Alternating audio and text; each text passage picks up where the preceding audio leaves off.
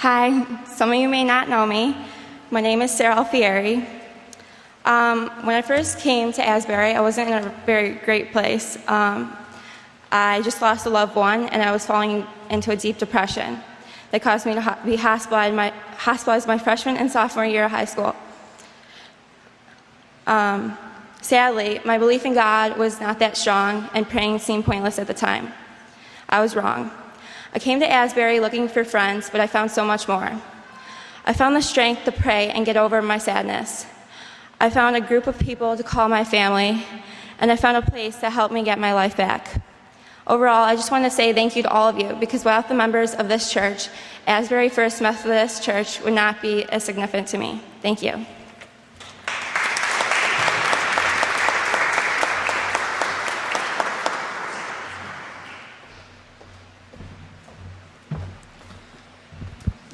Will you join me in an attitude of prayer? Father, thank you so much for the opportunities I have been given. Thank you for this community and their constant love and support. Bless my words as I speak, and help me to do so with love. Amen. Let me start out by saying, we did it. We finally did it. I bet a lot of you never thought I'd be up here. You know who you are. In all seriousness, I'm so incredibly blessed to have such a supportive congregation. Let me start out by telling y'all a little bit about my faith journey. I never really wanted to come to church. It was always one of those things where I would be dragged along to. If you can't imagine how distracted and fidgety a second grader with ADHD can possibly be, you can ask my parents. They know a little too well. In 2005, my family had the opportunity to go to Coimbatore, India, to visit the Miracle Garden Tsunamis Children's Home. Being surrounded by a loving and caring community, regardless of any language barrier, subconsciously started a revolution in my mind. The idea of faith was planted into my head, and it took many years for it to grow into where my faith is today. Several years later, I was forced into going to Nicaragua, and this is when it all changed. After I got home, I went to my room and just cried. I didn't cry because we left, and although the goodbyes were sad, I was not crying because of them. I cried because I looked around my room, and I realized that what I lacked in spiritual and emotional stuff, I made up in materialistic items. For the many families in Nicaragua, it was the other way around. All of what I just told you is great and all, but just wait for the moment I saw God's ever-benevolent face. It was right after I got home from Nicaragua. The Mission of Peace to South Africa application was due in a week. I kept pushing it off, not entirely sure whether I was called to go to South Africa or not. A week passed and nothing happened. The deadline came and went, and I had missed it. Once the deadline had passed, I realized that I had made a terrible mistake, and that I had to continue to grow my faith in South Africa. Feeling bummed out, I prayed to God and asked Him to give me a sign that He was looking out for me and that He had a plan for me. Hold on to your socks, ladies and gentlemen, because this is where it gets good. The next night, I'm laying in bed, and I get a call from the district superintendent, Ted Anderson. He starts off by saying the deadline had been extended an entire month. Right after I got off the phone with him, I received 2 texts from different people, telling me I had to go apply for the Mission of Peace. Well, that was enough of a sign for me. I applied, and 2 months later, I got selected to go to South Africa. After this moment, I realized what my calling was towards mission, and I had to go out into the world and make my mark. Now, a mark can be anything from changing the world to changing just one person's life. There's an old story that goes, a young man is walking along the ocean and sees a beach on which thousands and thousands of starfish have washed ashore. Further along, he sees an old man walking slowly and stooping often, picking up one starfish after another and tossing each one gently into the ocean. Why are you throwing starfish into the ocean, he asks. Because the sun is up and the tide is going out, and if I don't throw them further in, they will die. But old man, don't you realize there are miles and miles of beach and starfish all along it? You can't possibly save them all. You can't even save 1/10 of them. In fact, even if you work all day, your efforts won't make any difference at all. The old man listened calmly, and then bent down to pick up another starfish and threw it into the sea. I made a difference for that one. This church has really made this message clear to me, and I'm going to miss everything here so much. Alaska just won't be the same without all of you. I guess the last thing I want to leave you with before I stop rambling is the mission statement I created this year in leadership class. In endeavoring to be an effective leader, I will be the voice of those who cannot speak up. I will act as a servant to God and to my friends to create a peaceful and understanding environment wherever I go. I will also strive every day to make people feel comfortable and at ease by selflessly supporting my peers and going out of my way to make people smile. Thank you all so much, and God bless you.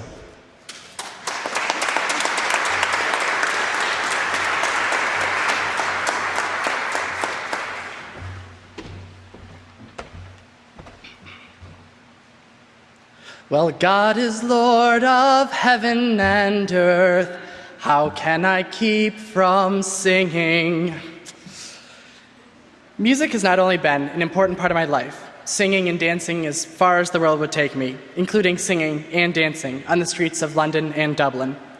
But music has been a key aspect in my spiritual life as well.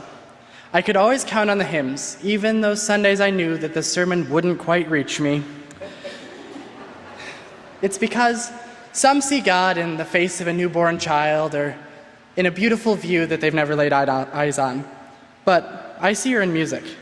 After all, I think that's why one of my favorite hymns goes, "Let those refuse to sing who never knew our God." In case you haven't guessed by now, this sermon is going to be filled with me singing.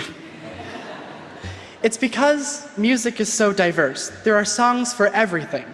There are songs that are prayers for oneself. God on high, hear my prayer. In my need, you have always been there. There are prayers for others. I ask for nothing, I can get by. But I know so many less lucky than I. There are songs that I didn't even understand until it came time for me to choose college. How can I hope to make you understand why I do what I do, why I must travel to a distant land, far from the home I love? Music is truly a universal language. After all, how is it that I can sing in over 7 languages, not to brag, including English, Italian, German, Swahili, and Latin, just to highlight some of my favorites? Music helps us to understand other people. And after all, it doesn't just stop at linguistic differences. On the same Sunday, I heard the choir, "O thou that tellest good tidings to Zion." And I loved that song. But then, walking down the halls of the Sunday school, I heard a little kid who, I have no idea who they are, but I can't thank them enough. "This little light of mine, I'm gonna let it shine." Going into music therapy, I've always been fascinated with the links between music and emotion. Music can come close to the feelings of those around us. After all, I can probably sing a song that tells you how my mom's feeling at the moment. "No matter what you do, I'm on your side. And if my point of view is somewhat misty-eyed." And my father, "No matter what you do, you make me proud. I love the funny way you stand out from the crowd." There are songs that we don't even understand, but their messages come out loud and clear. Laudamus te, laudamus benedicimus, benedicimus. There are songs that you'll remember me singing from my past. "Oh, the sea is so full of a number of fish. If a fellow is patient, he might get his wish. And that's why I think that I'm not such a fool when I sit here and fish in McGallagher's pool. It's possible." There are even songs that require a sarcastic and satirical delivery. "It takes all sorts to make a world. On that point we are clear." Songs for everything. "Amazing grace, how sweet the sound. I dreamed a dream in time gone by. Puer natu est." I saw 3 ships come sailing in on Christmas Day, on Christmas Day.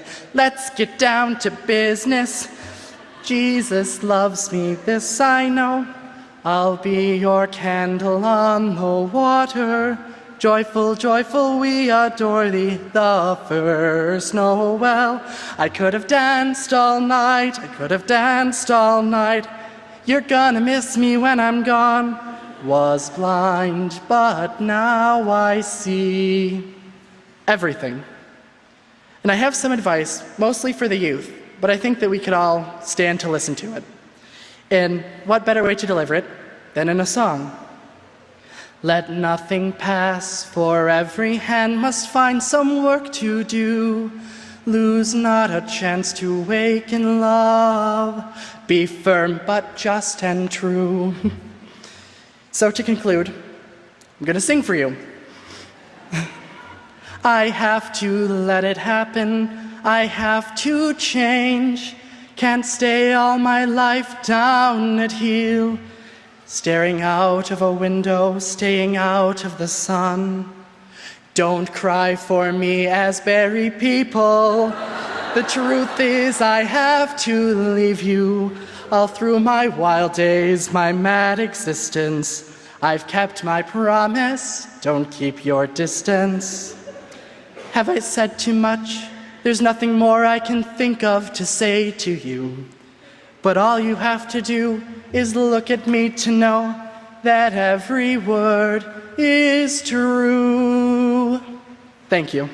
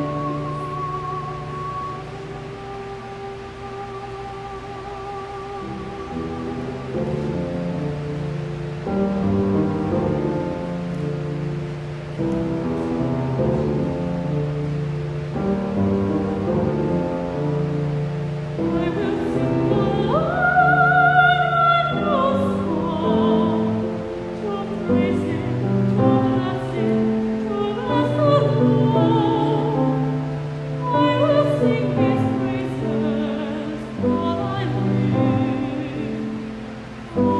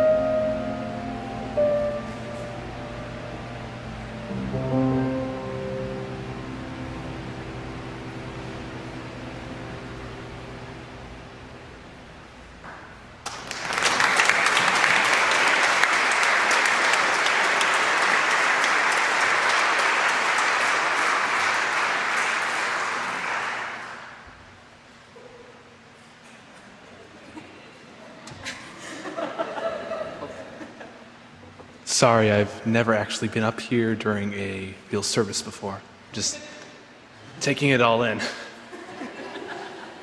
Before I begin, I did notice that we have quite a number of young people who joined us for the service, young meaning younger than myself. So, hi guys, this will be you someday.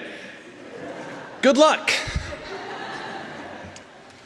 So for those of you who don't know me, my name is Tyler Deskins, and I've been here at Asbury, ever since the 4th grade.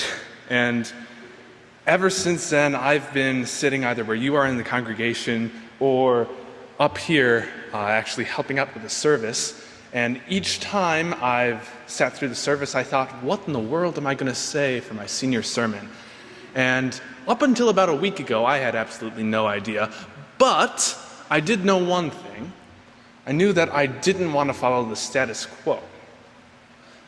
You see, if you've been to at least 2, say, Youth Sunday services, you'd notice that there's kind of a trend in some people's sermons. They say how Asbury has actually helped them in their life, how it's been a loving and caring community, and they talk about then how they will take that, all that they have learned onto them as they move on into, I guess, the real world. And it's a beautiful statement, but for me being, well, for lack of a better word, difficult, I wanted to stick out. I wanted to do something. I wanted to do a sermon like Stephen does, or like Lawrence did, or like Susan did. I wanted to actually talk about the message that was presented. So I made a rule for myself. I'm not going to talk about change one bit. And then this past week, when the seniors had the option to actually pick the Bible passage, when we finally decided on it, I realized that I couldn't help but talk about change, at least a little bit. You see, all of us up here, all of us in this church are going to go through some pretty big change in the next, couple of months. For us seniors, it's definitely more drastic. We're the ones leaving, but for everyone else, we're leaving you. Especially for the youth, it's kind of hard, I feel, because we're being left without these people. We have to kind of have the holes filled in our lives from seeing them Sunday to Sunday.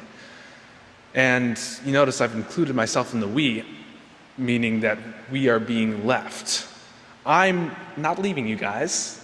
Sorry, you can't get rid of me that easily. But let me explain. You see, I've been homeschooled since right around the 4th grade, and that has provided me with so many wonderful opportunities, but not, sadly, a high school diploma. And that's one of the things I kind of need in this world. New York State has a program where if you go to a community college and you take some college courses and get a certain number of credits, you can get a high school equivalency degree. So I've done that. I've been going to Finger Lakes Community College for the past year and a half now. I just got my 24th credit this past semester, and I'll be able to graduate once the paper's finalized. And after that, I'm just going to be doing a 2+2 there. I'm going to be doing 2 years at Finger Lakes Community College and then another 2 years at an academic school. So in summary, come the fall, I'm going to wake up in the same house that I've been in my entire life, go to the same school I've been going to for a year and a half, and still come here to Asbury that I've been at for, oh my goodness, like 8 years now. But still, can't help but notice how much this is going to change me. Because for once in my life now, when I come here to church, it's going to be without my fellow seniors whom I've grown up with my entire life. And that's really different. I'm also not going to be a part of the youth program for once, and that is kind of bittersweet for me. I like the freedom I have on my Sunday nights, but I don't get to see all my friends as much as I'd like to. And probably the hardest thing for me is that this November, when the youth musical is put on, I won't be on stage. Instead, I'll be actually watching it in the audience. And that's really kind of sad for me. Because it feels weird, just all of this feels weird. because this is my family, this is my church family, and it's changing. And I'm changing, and really, I'm a little scared of that.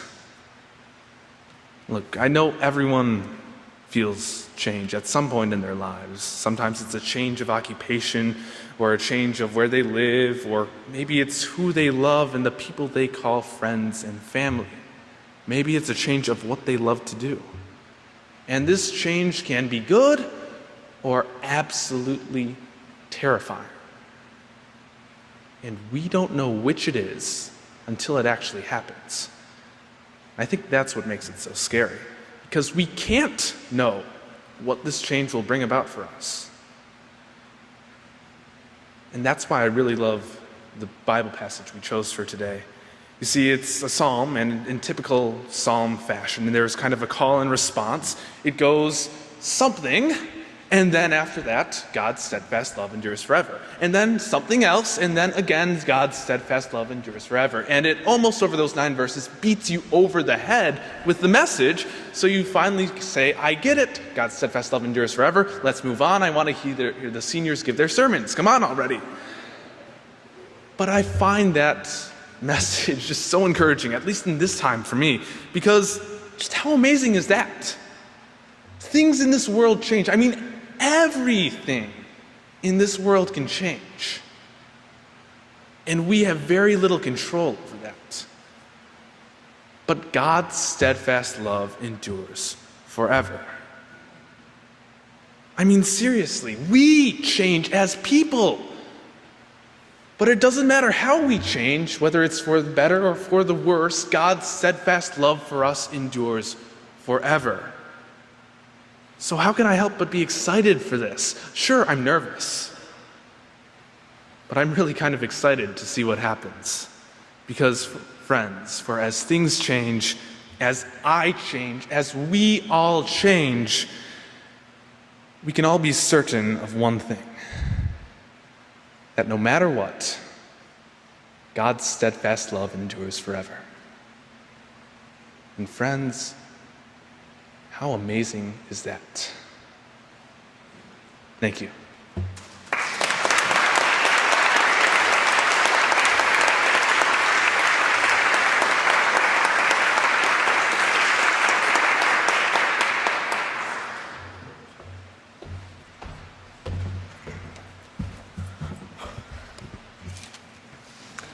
Life is a journey. I'm sure that this is a saying we have all grown accustomed to hearing. When we were young, our mothers all told us not to blink, because when we reopen our eyes, a few years will have gone by. Let this be the first of many times in my future to come that I will look my mother in the eyes, shamefully bow my head, and say, "You were right, Mom." It doesn't feel like too long ago that I was sitting down here with my peers, listening to my first senior sermon. 5 years later, here I stand, finally ready to use my Share the Wealth card. My family has been a part of Asbury First since I was 6 years old. I hate to admit it, but at the time, coming to church every Sunday felt like punishment. The kids in my Sunday school class were gross. Mainly because they were boys. 12 years later, those same gross boys in my Sunday school class would become brothers to me as we traveled on our faith journeys together. We spent a lot of time together over the years, and we all focused on different things. Every Sunday, for at least the past 4 years, I have been working on and thinking about this thesis, my senior sermon: what it means to be a Christian. According to Google, a Christian is a person who has received Christian baptism or is a believer in Jesus Christ and his teachings. Over the years, I've learned that being a Christian is a lot more than Google's simple definition. Being a Christian is complex. You can't forget about the rules and the codes of conduct to learn and abide by. Also, you have this big book to read. Maybe you've heard about it. It's called the Bible. Once you crack open and get to reading that big book, maybe you will hopefully be able to quote that in 1 Corinthians chapter 16, verse 14, "Let all that you do be done in love." That's the thing about being a Christian. At the end of the day, it all comes down to love. Here at Asbury First, every member of our congregation is loving, open-minded, and accepting. Because we love one another, we believe that it does not matter if you are black or white, gay or straight, rich or poor, able or disabled, broken or whole. We welcome all types of people because we are Christians and because we love. It is no easy task to love everyone and to be loved by everyone. Achieving unconditional love, the kind of love that God has for us, takes a lot of work. I will admit that sometimes I judge people without even realizing it. I have been known to shy away from some people that because my friends didn't like them, therefore I must not like them. However, it is those people who at first I was a little skeptical about that I have the greatest relationships with today. If I could offer you any piece of advice, it's to not be afraid to talk to that person who is sitting alone in the cafeteria or to stand up for the person who is unable to defend themselves. All it takes is one simple act of love, and you have forever changed their lives. So far in my faith journey, I have been so fortunate to give and to receive that unconditional love. Even during the spell that I stopped coming to church, I would get text messages and phone calls from my friends who quickly became my second family, my church family. They would tell me they missed me and that they hoped to see me soon. Every text message and every phone call ended with an, "I love you." Let me tell you how much those 3 words mean when you feel like you are alone and taking your journey by yourself. My church family has changed my life for the better. Therefore, I encourage you to say hi to someone new today after the service. We already know that you have at least 2 things in common. You are Christians and you love. Here's the thing about being a Christian. You can't be ashamed when people at school call you a Jesus freak, when you tell them that your church is your favorite place in Rochester. You don't need to be afraid to come back to church, even when you have spent some time away. A month ago, I was sitting in church with my mother, and Steve and Katie said, "If we can't love each other, then we have no business calling ourselves Christians." The people of this church are Christians because they continuously love one another, which is the greatest gift anyone can receive.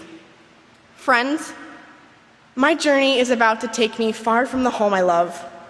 I want to thank you all from the bottom of my heart for loving me unconditionally throughout every step of my journey. In case you are unaware, let me give you one more little piece of advice. Get involved with this church. Join the choir, become a member, join the youth group, and most importantly, come to church. I promise it is not punishment. After 12 years spent at Asbury, I can say with certainty that my name is Hannah Smith. Yes, I am a Jesus freak, and yes, I am a Christian.